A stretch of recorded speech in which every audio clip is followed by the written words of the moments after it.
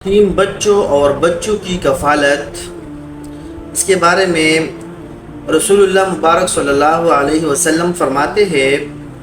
کہ گھروں میں سب سے بہترین گھر، سب سے اچھا اور خوبصورت گھر وہ ہے جس میں ایک یتیم بچہ اور بچی کی کفالت ہو رہا ہو، اور اس میں ایک یتیم بچہ اور بچی کے ساتھ حسن سلوک کیا جا رہا ہو۔ اور گھروں میں سب سے بدترین گھر، سب سے بیکار گھر وہ گھر ہے جس میں ایک یتیم بچہ اور بچی کے ساتھ ظلم ہو رہا ہو اور ان کے ساتھ بے انصافی اور بے عدلی ہو رہا ہو۔ اسی حدیث کی روح سے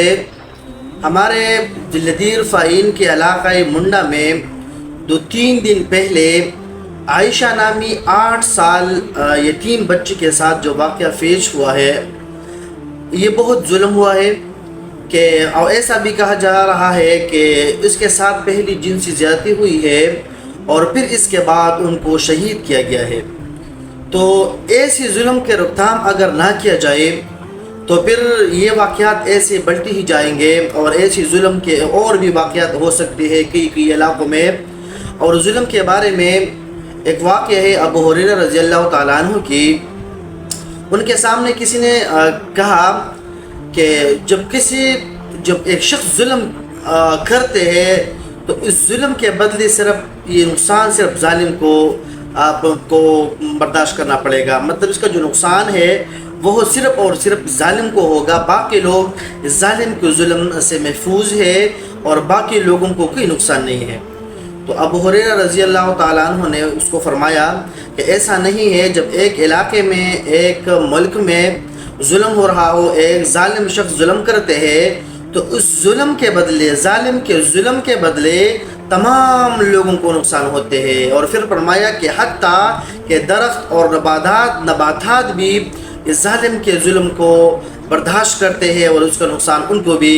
کیسروں پہ بھی آ پڑتے ہیں۔ اور پھر ابو ہریرہ انہوں نے فرمایا کہ یہاں تک کہ جب ظلم ہو رہا ہو ایک علاقے میں، ایک ملک میں،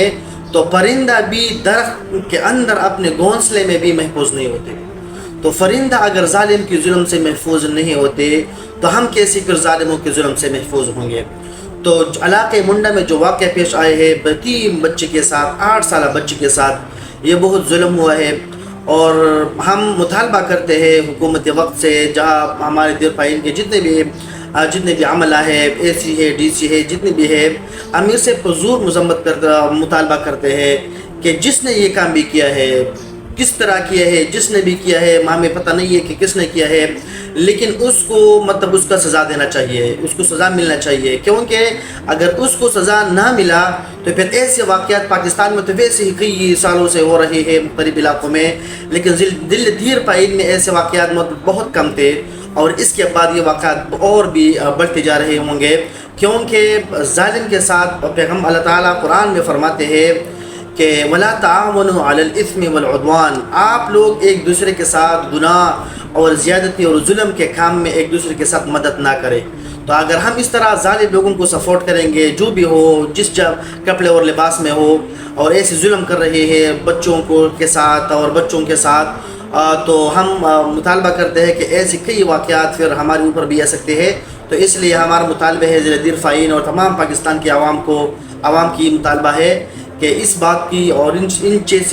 جیسی ظلموں کی روک تھام کرنا چاہیے۔